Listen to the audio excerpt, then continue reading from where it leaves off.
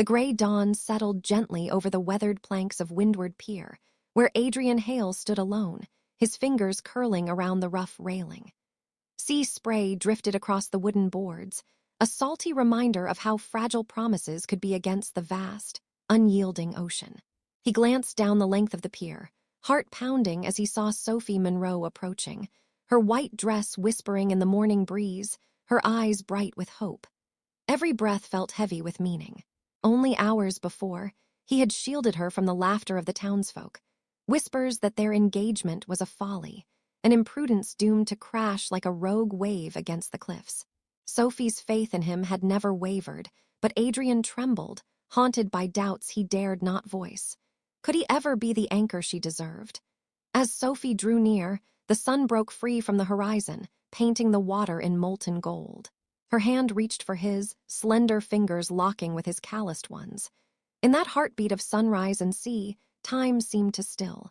The world beyond their joined hands fell away. Here, he vowed, he would keep her safe. Yet as the waves whispered their restless secrets, Adrian realized that the greatest promise he would ever make was not just to hold her hand, but to brave the storms of his own making, so they could share forever. The morning sun had fully risen by the time Adrian and Sophie stepped off the pier and onto the cobblestone path that led into Seabrook village.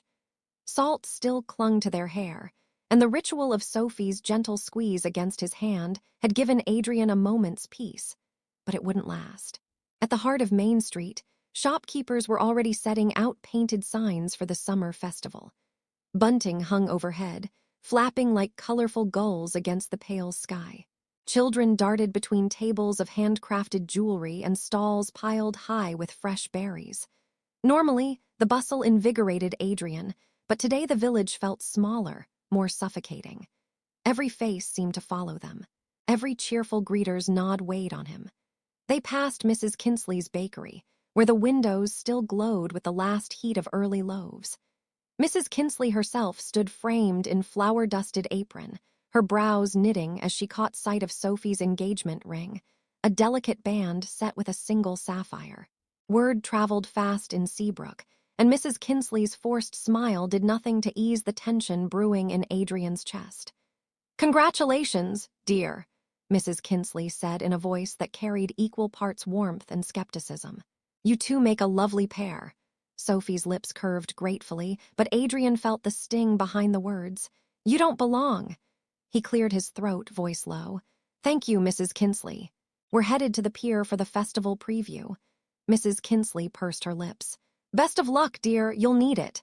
Sophie's hand tightened around his as they continued. Adrian swallowed hard. He wanted to reassure her, to tell her none of the whispers mattered. But as they approached the festival's centerpiece, a grand arch of driftwood and wisteria, those whispers coalesced into a tangible force. A small crowd had gathered beneath the arch. At its center stood Councilman Reed, arms folded, his dark suit a stark contrast to the pale flowers. Beside him, Marla Fenwick, the festival organizer, tapped a clipboard impatiently. Both fixed their gazes on Adrian and Sophie like sentries challenging an intrusion. Reed cleared his throat. His voice carried across the cobblestones. "Ah, Mr. Hale and Miss Monroe. Perfect timing."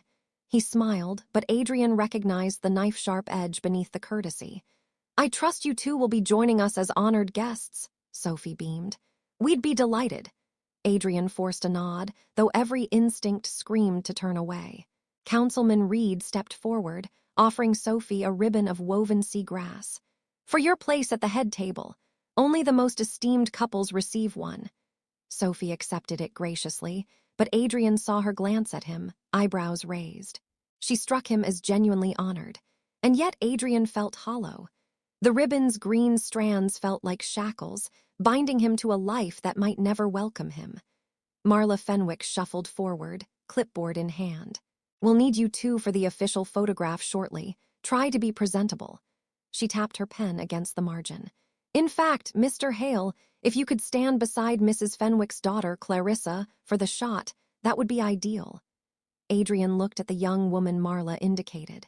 Clarissa Fenwick stood poised in a lace sundress, hair curled perfectly. Sophie's face went still. Adrian realized, Marla was arranging the photograph not to honor him, but to signal that Sophie might choose someone more fitting. He drew a steadying breath, attempting to mask his anger. "Actually," he began, voice calm. "Sophie and I—" Marla cut him off with a clipped laugh. "Of course, the new couple. But tradition dictates that the mayor's daughter's fiancé stands here." She gestured toward Clarissa, whose smile was polite but rehearsed. Adrian's stomach knotted. He felt Sophie's hand slip from his, drawn toward Marla's clipboard. Panic flared in Adrian's chest. This was more than a photograph. It was a public declaration that he, a humble carpenter's son, did not belong at Sophie's side. Sophie's eyes found his, confusion and hurt mingling there.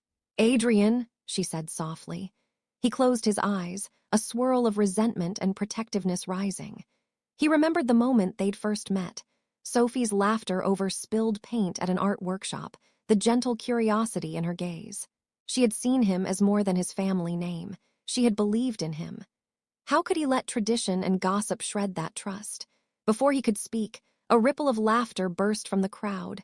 Jonathan Riggs, the local newspaper editor, stepping forward with a camera. "Ready for the shot, folks," he called cheerfully. "Smile!" The crowd tightened around them, lenses clicking.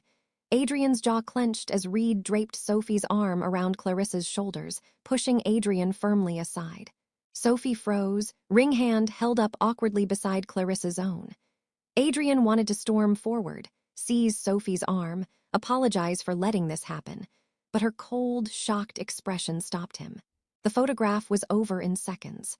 Jonathan lowered his camera and patted Adrian on the shoulder with feigned sympathy. "Don't worry, friend. Some people never learn to see beyond pedigree." Sophie stumbled. Adrian caught her elbow as she swayed. Her eyes filled with tears, but for a fleeting moment, anger shone there too. She looked at Adrian, searching. He saw the sincerity of her love and the pain she felt at his humiliation. His own vision blurred. This public slight cut deeper than any insult, but if he loved her as he claimed, he could not allow the town's prejudice to cast a shadow over their bond. He guided her away from the crowd, hands firm around her elbows. Voices drifted behind him, wives gossiping, children pointing, the mayor's wife tutting in disapproval. Yet with Sophie leaning against him, her breath warm on his coat, the world narrowed to two hearts beating in unison. Out of breath, Sophie squeezed his hand. "I'm sorry," she whispered. "I should have spoken up." Adrian lifted her chin, forcing her gaze to meet his. "No," he said, voice low but resolute. "I'm sorry. This is my home, too, and I let their expectations silence me. I should have stood with you." Tears glistened in Sophie's eyes as she whispered, "Then stand with me now." At that moment, Adrian vowed silently that no tradition, no councilman's favor, no ill-timed photograph would ever come between them again. The future they sought waves of forever would be theirs alone to define.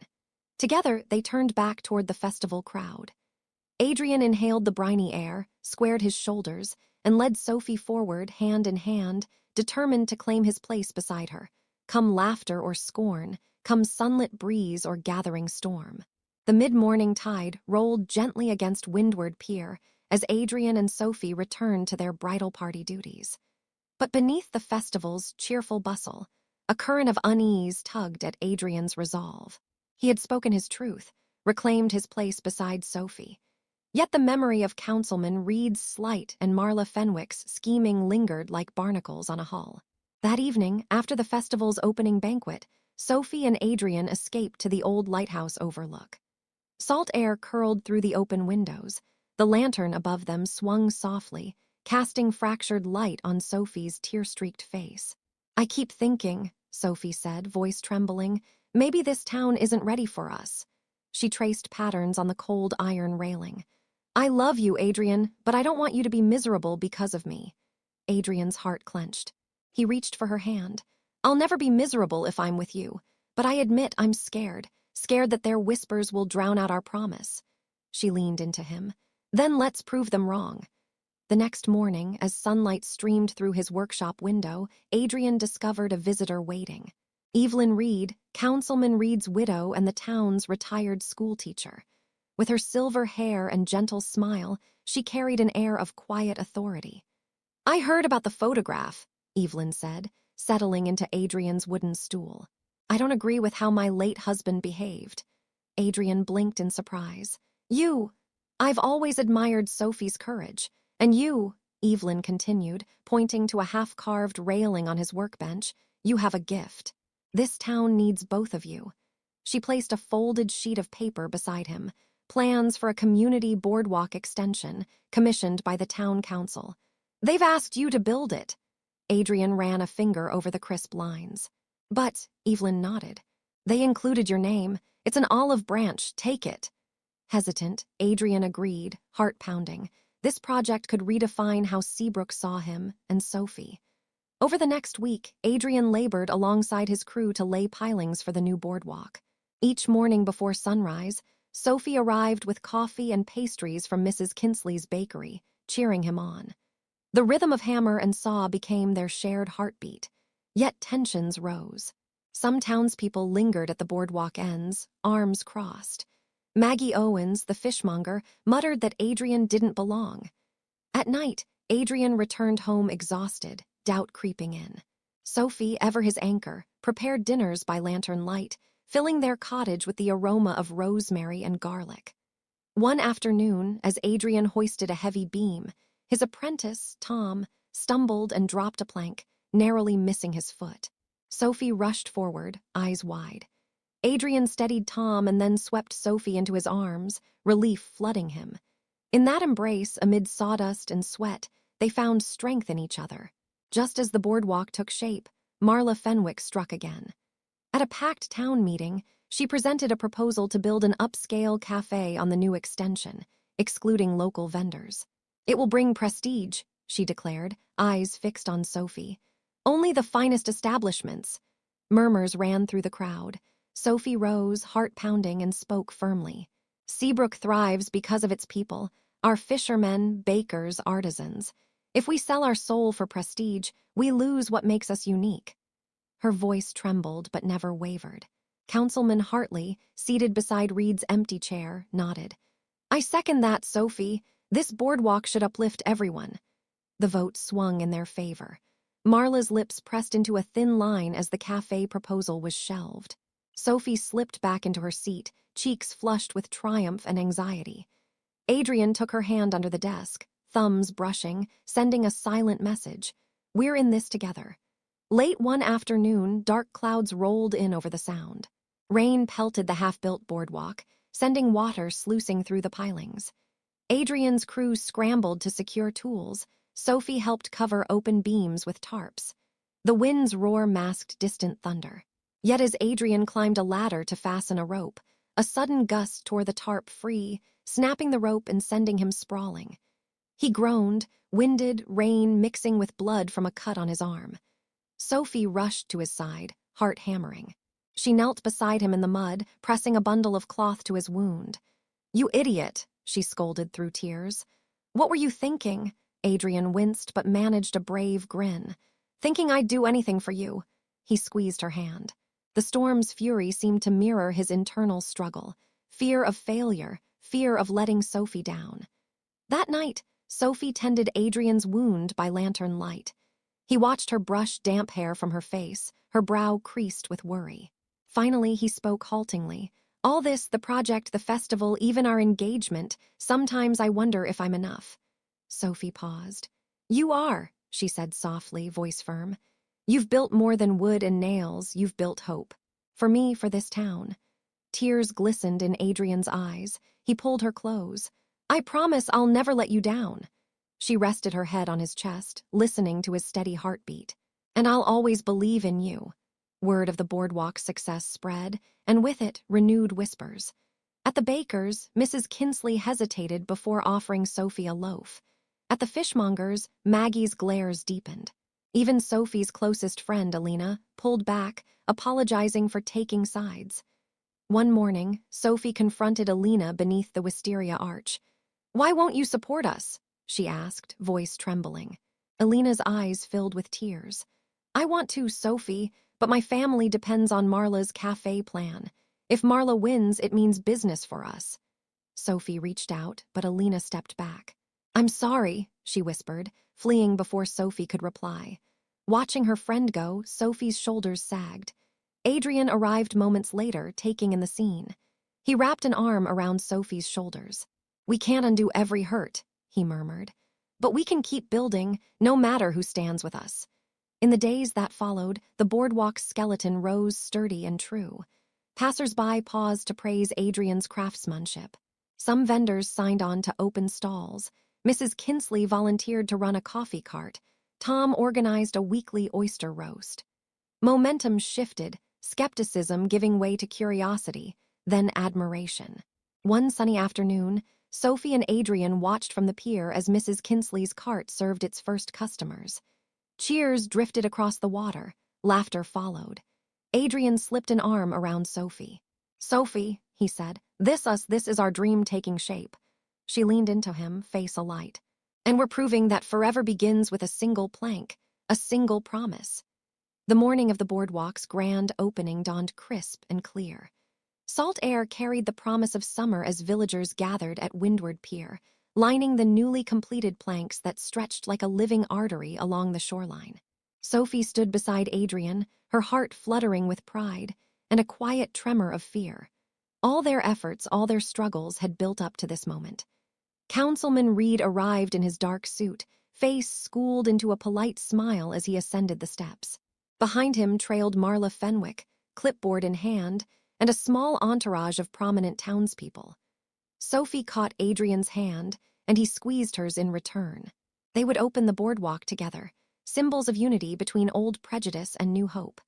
But as Reed raised the ceremonial ribbon, woven of seagrass and wisteria blossoms, Marla cleared her throat. "Before we cut the ribbon," she announced sweetly, "I have a safety concern. I noticed some of the planks near the central span creak when it bears weight. We can't risk anyone's safety." Her gaze flicked to Sophie. "Perhaps we should delay the opening until a proper inspection." A murmur rippled through the crowd. Reed's smile faltered. Sophie's face paled. She glanced at Adrian, eyes wide. He felt his stomach tighten. This was no genuine concern. It was sabotage. Adrian stepped forward. "Madam Fenwick, I guarantee the boardwalk is sound." He gestured to the sturdy pilings beneath them. "My team tested every beam. The only thing creaking was an old rumor about my abilities." Laughter rippled nervously, but Marla's lips pressed into a thin line. "I'm just thinking of public safety," she said, voice icy. Reed frowned. "Well, we could appoint an inspector." "No," Sophie's voice rang out, unexpectedly strong. Everyone turned. Sophie lifted her chin. "This boardwalk wasn't built for pomp or privilege. It was built for our community. Fishermen, bakers, children, visitors, all of us deserve this." She faced Marla squarely. "I trust Adrian's work, and I trust this town to stand behind its promises today." Silence followed, heavy as the tide. Reed's jaw clenched, torn between maintaining control and acknowledging Sophie's words. Then, from the edge of the pier, Evelyn Reed stepped forward. "Your late husband would have been proud of Artisan Hale's craftsmanship," she said, voice carrying steady authority. "And proud of Sophie for her conviction." She crossed her arms. "If we delay opening, we delay hope. I say we proceed." A cheer rose among the villagers. Marla's lips twitched, stifling a retort, as Reed cleared his throat and reluctantly nodded. The ribbon was cut. Applause thundered. Sophie beamed, eyes shimmering with tears. Adrian exhaled relief only to feel the plank beneath him shift. Without warning, the central span lurched. A heavy board gave way with a crack, splintering underfoot. Gasps rippled through the crowd. Sophie's scream froze his blood. She was standing on the failing section. Time slowed, wood splinters twisting free, the board sagging toward the churning water below. Adrian's world narrowed to two sights. Sophie's white dress brushing against the broken edges, and her terrified eyes locked on his. Instinct roared through him. He lunged forward, abandoning caution, and knelt on the firm planking behind her. Grasping her ankles with both hands, he braced his feet against the solid boards. Above the crash of waves, he called, voice ripping from his chest. "Sophie, hold on!" Sophie's hands scrambled for purchase. "Adrian," she cried, voice cracking. "The wood!" Ignoring the pain in his knees and the throb in his palms, Adrian hauled her back inch by inch. The failed board shifted again under Sophie's swirl of skirts. He fought the tilt, digging his fingers into the planks, calling her name with desperate force. A gasp rose from the crowd. Councilman Reed moved forward to help, but Adrian silenced him with a fierce glare, unwilling to risk another hand that might slip under weight. With one final heave, Adrian yanked Sophie onto the firm deck. They collapsed in a tangled heap, her arms around his neck, his cheek pressed to her hair. Wood dust and splinters rained around them. For a heartbeat, neither spoke, only the throb of Sophie's heartbeat against his ear and the pounding of his own chest answered back. Then Sophie pulled back, eyes blazing. She laid a trembling finger against Adrian's lips. You saved me." Her voice trembled on each word. "You kept your promise." Adrian's jaw clenched, pain and relief warring behind his eyes. He brushed a splinter from her hand. "I promised waves of forever," he whispered, "and I'll brave any storm to keep that promise." Around them, villagers poured onto the boardwalk, some to inspect the damage, others to help Sophie to her feet. Councilman Reed stepped forward, face ashen. "Mr. Hale, you," Adrian stood, pulling Sophie up with him. He faced Reed with quiet intensity. "That was no accident," he said, voice low but unwavering. "You and Madame Fenwick tried to undermine this project and jeopardize Sophie's safety for petty spite." His gaze swept the assembled crowd. "This boardwalk belongs to all of us. If any of you doubt its worth, look at what it stands for: trust, resilience, and a promise honored." Murmurs of agreement rose in the crowd. Marla Fenwick's lips twisted, but she fell silent. Reed looked down at his polished shoes, unable to meet Adrian's gaze. Finally, he nodded. "You're right, I was wrong." He cleared his throat. "On behalf of the council, I apologize and commend you both." As the villagers broke into applause, Sophie slipped her hand into Adrian's. He pulled her close, whispering, "Together." Overhead, gulls wheeled against a cerulean sky. The wind settled, the boardwalk held firm, and amid the cheers, Sophie and Adrian stood side by side, their bond tested, their promise proven, ready to face whatever tide came next. The night air carried the briny scent of the sea as villagers lingered along the boardwalk, long after the grand opening ceremony had ended. Lanterns strung between driftwood posts cast a warm glow on the newly laid planks, illuminating children's laughter and the soft clink of glasses from Mrs. Kinsley's coffee cart. Yet for Adrian and Sophie, the fight they had just weathered still pulsed like an echo in their veins. Back at their cottage by the shoreline, Sophie sat wrapped in a wool blanket, her dress patched where splinters had torn it. Adrian gingerly dabbed antiseptic on her scraped hands and knees. Each sweep of the cloth brought a wince, but Sophie met his eyes with steady calm. "You're too gentle," she teased through a small smile. "You could have ripped me apart." Adrian chuckled softly, though his heart knotted at her pain. "Only bulletproof love could tear you apart, and even then I'd mend you." He finished cleaning her wounds, then brushed a wayward lock of hair from her forehead. "Promise me you'll rest tomorrow. We can't build forever on exhaustion." Sophie leaned into his touch. "I promise if you promise to let me help with the repairs." He grinned. "Deal." In the soft lamplight, they shared a quiet moment of relief, realizing that even as their journey had been perilous, it had crystallized their bond. Word of Adrian's heroism spread through Seabrook faster than any festival rumor. The next morning, he woke to a knock at his door. Opening it, he found townsmith Jacob McAllister, hammer in hand. "Figured you might need an extra pair of hands," Jacob said gruffly, stepping inside. "The damage to the central span needs shoring up, and I owe you one after what you did for my boy at the docks." One by one, other neighbors followed.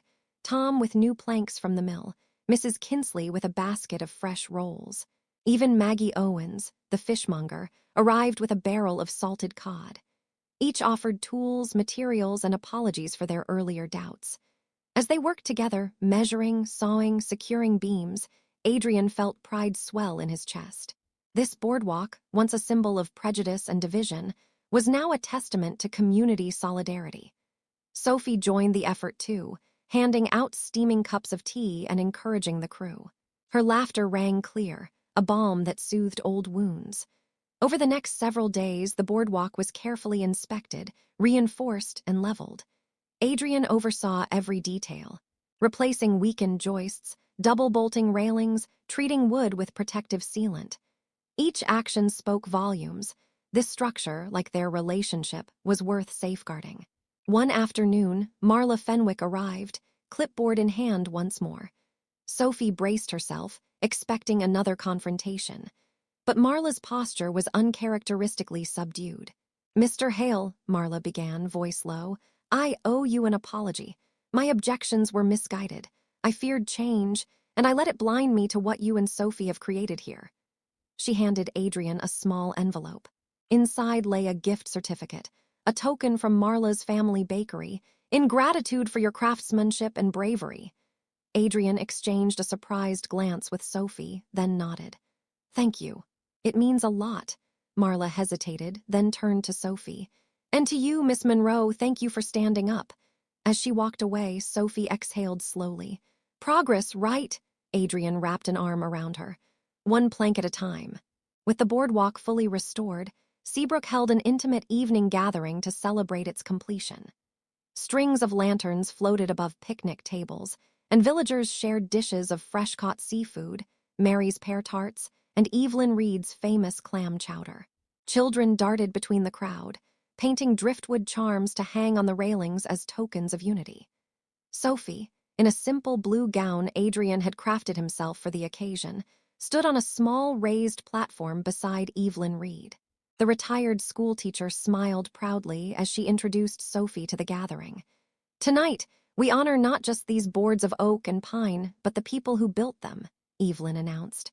"I give you Sophie Monroe, artist, advocate, and the heart of our community." Applause washed over Sophie, who blushed and gave a humble bow. Adrian watched her, chest swelling with pride. When the clapping subsided, Sophie motioned him up beside her. Heart-pounding, Adrian stepped forward, taking the carved cedar plank, gifted by Evelyn as his podium. "Thank you," he began, voice steady. "When Sophie and I first embarked on this journey, we faced doubt, from our own fears, from tradition, and from those who thought we didn't belong. But with every nail driven, every plank secured, this community showed us that love and trust can overcome any storm." He paused, meeting Sophie's gaze. She smiled, encouraging him on. Adrian continued, voice rich with emotion. "This boardwalk is more than a path by the sea.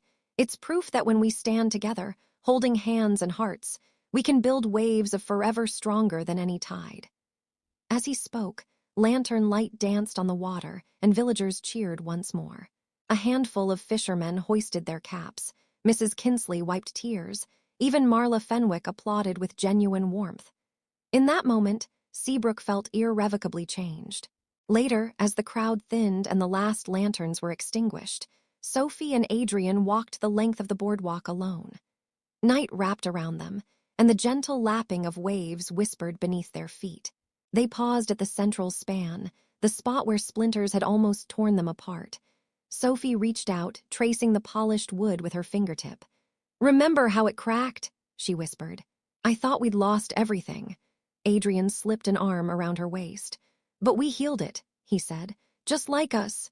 He knelt to press a small, engraved brass plaque into the plank. "Built by hands that dared to love, 2025. As he stood, Sophie leaned her head on his shoulder. "We dared and they followed." He kissed her temple. "Our promise brought them here." In the days that followed, the boardwalk thrived. Fishermen sold their catch from tidy stalls. Bakers set out morning treats. Artists displayed driftwood sculptures. Tourists arrived, drawn by tales of Seabrook's resilience. Local newspapers lauded the couple whose love had mended both wood and hearts. Adrian and Sophie, once outsiders in their own town, found themselves woven into its fabric. They took morning walks on the boardwalk, watching the sunrise gild the water. They hosted weekly gatherings at Mrs. Kinsley's. It became tradition to share stories of the sea over steaming mugs of cocoa. Even Marla offered to help plan next year's festival, asking Sophie's input. One afternoon, as Sophie painted a seascape beneath the wisteria arch, Adrian approached with 2 steaming cups and a small wrapped box. "For your efforts," he said, handing her the box. Sophie undid the twine to find a delicate silver locket, inside etched with the words "Waves of Forever." She gasped, eyes shimmering. I wanted you to have something that reminds you of every high tide and low tide we've weathered together, Adrian said softly. No matter where life's currents take us, our love remains anchored. Sophie closed the locket over her heart, tears of joy brimming in her eyes. She leaned forward, kissing him. Anchored and unbreakable. In the golden haze of late afternoon, as light danced on the surf, Adrian and Sophie stood hand in hand at the pier's edge, no longer daunted by whispers or storms. Their boardwalk stretched behind them, a living testament to perseverance and unity. Ahead, the vast ocean beckoned, promising new horizons. And together they would face every wave, everlasting, unwavering, and bound by the promise of forever.